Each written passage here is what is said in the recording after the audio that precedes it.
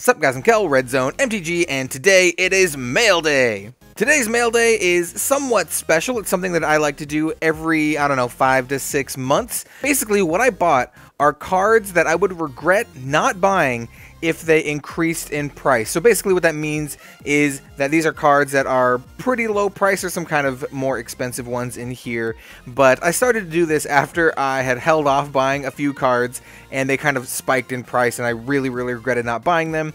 Namely something like the Chain Veil. I remember when that card was like $1.50, bulk mythic, and now it's like, 20 something bucks. Anyway, without further ado, let's take a look at the package. I'm going to hide all of the sensitive information here, and we're just going to focus on what I bought.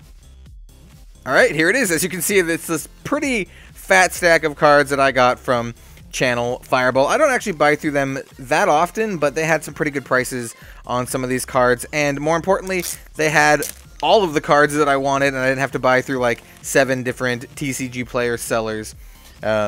So let's set this aside, get rid of that stuff, and then we can talk about some of the cards that I got, because I think these are pretty cool cards. The Indomitable Creativity is a super cheap bulk card that I think is actually pretty cool for Commander. You can do a lot of different sweet stuff with this and kind of cheat stuff from your library, and I don't know, lots of cool shenanigans, but it's like a 50-cent card, so if this ever went up to like $2, I would not want to buy that. I also bought all of the Amonkhet gods, because these are dirt cheap right now, and with the recent spikes in the Theros gods, I kind of regret not picking those up when those were also very cheap. So I figured I'd pick these guys up. So I got Bontu here. I guess they're not in order. Fetid Pools. The cycling dual lands for Amonkhet are also really cheap right now. This is the last one I needed to complete an extra set. I have a lot of these in Commander decks right now, but this is kind of like going to complete an extra set of them just in case I need them for anything. Gideon of the Trials is very cheap right now. I think he's really cool for Oathbreaker. If you saw my Oathbreaker video, and he's not like a $15 card anymore. He's like, $4 or something. And I can see him going back up because he has some pretty cool stuff, and I think he synergizes well with a lot of the planeswalker stuff coming up, specifically, like Gideon stuff. Here's Hazoret. I think this is the most expensive of the Amonkhet gods, not Theros gods. Pretty cool. I mean, Hazoret's really sweet. Irrigate Farmland, like I said, completing my set of the dual lands. Kefnet is like 50 cents right now, which is, he's not a great card, but he's still cool and something that I want in my collection, and he was 50 cents. Same with Oketra. She's also dirt cheap. I just wanted to have every single one of the Amonkhet gods. I already own Aronis, so I did not buy him. Sandworm Convergence is a card that I think is actually pretty cool for Commander or Highlander or formats like that. And once again, just absolutely dirt cheap. Gideon, Ally of Zendikar. I kind of bought this because I bought the other Gideon and I didn't own a copy of him. And he's like not super cheap, or he's not super expensive right now. He's one of the more expensive cards that I got, but not too bad. Not too bad, especially since I'm getting into Oathbreaker now, and I think he's pretty cool for that. Part the Water Veil. It's just a card that lets you take an extra turn. And for like $1, it's pretty good. It only costs 1 more mana than like Time Warp or something like that, which, is like more than 10 bucks. So, yeah, sweet. Sanctum of Mugen. I just got this because I don't own one, and if I ever wanted to make like a colorless Commander deck, I'm going to want one of these. And, I'm going to regret it if this card ever spikes. Same with Shrine of Forsaken Gods, so it's kind of a little more played than I would like. But still, same kind of deal.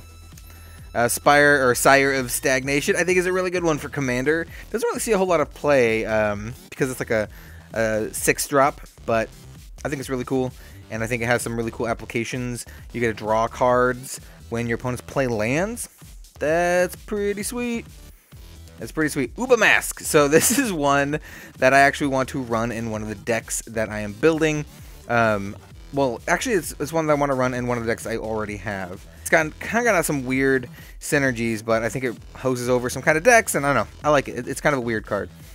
Crucible of Worlds is probably one of the more expensive cards that I bought, but this used to be like a $60 card, if you guys remember back in the day, and currently it's not too expensive. So I really needed to pick one of these up before the prices shoot up again. This is one of the ones I'm going to really regret not buying like right now, because it's going to be like $30, and I was like, why didn't I buy Crucible when it was 10 bucks? Same exact thing with Omniscience. Like, literally the same thing. This card's a really good commander card, and I'm going to regret not getting it when it's, like, super cheap.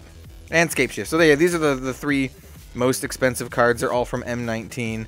They might go down a little bit at rotation, but Crucible of Worlds sees a lot of play in other formats. Same with Scapeshift and even Omniscience.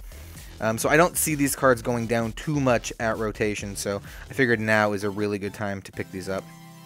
Ajay Balor, just $1 planeswalker, and I think she's pretty cool in Oathbreaker, and, you know, she's $1. About a foily Ojitai's command. I think this card's actually pretty good, and it was only like $1, and I can see me playing this in a lot of different commander decks. I was say commander builds and decks. We have the what is this? Craterhoof Behemoth. Pretty cool. Not as good as Craterhoof Behemoth, but I still think it's pretty good. And if you want to critical master these guys, you know, I dig it. Gisa and Geralf just enables me to do more commander strategies if I would like to, and I mean, I didn't own a copy, so might as well pick it up. Oh yeah, here are the rest of the Amonkhet gods that I don't own. Just namely the Scorpion God, because I have the Locust and the Scarab already. Jace Cunning Castaway is a super cheap planeswalker right now. He was like $1 or something when I bought this, and I think he combos really well with the new Nicol Bolas Dragon God, because you can create copies of himself, because Nicol Bolas can, you know, steal the abilities of planeswalkers, and if you make copies, if you steal this copy ability, this -5 here, it'll actually make copies of Nicol Bolas instead of making copies of Jace, which is pretty sweet. This one is one that I bought several of. There should be a couple of them in here. This is a card that I think is really good, kind of undervalued right now. This was a 50-cent card, and if Cyclonic Rift ever gets banned, this is going to be the replacement for Cyclonic Rift, and I wanted to get at least a couple of these because if Cyclonic Rift gets banned, this card will likely go up in price a little bit. We got the Torrential Gear Hulk. Did I get 2 of these? Yeah, I did. These are also super dirt cheap. Just really cool cards in general. And this is one of the ones I was waiting to go down, and it went down quite a bit. I remember this used to be like a $20 or $30 card. Yeah, it's dirt cheap. Same with this one. The Verdurous Gear Hulk, also quite cheap right now, so I figured I'd get one. Ooh, now we have some spicy stuff with a foil Sarkhan the Dragon Speaker. This card is super sweet. I think he's really cool for a dragon Sarkhan themed like Oathbreaker deck, and foil copy like $3. $3. Yeah. Azor's Gateway is one that I can see going up a lot in the future. It's just a really cool card. It does have, you know, it's one of these really cool flip cards. And not much else to say. It's a cool card, and I didn't own it, and I think it could go up. And I'm going to regret not buying it for $2 when it's like $9 in 5 years. Timestream Navigator. This card is sick. The foils were not that expensive. I think this card is sweet in like both Pirates and Wizard EDH decks. Yeah, I'm going to regret this, not getting it right now. We got Book of Wrath. This one is...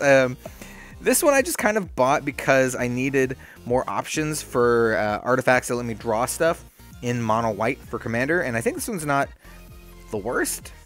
It's not the best, but it's not the worst.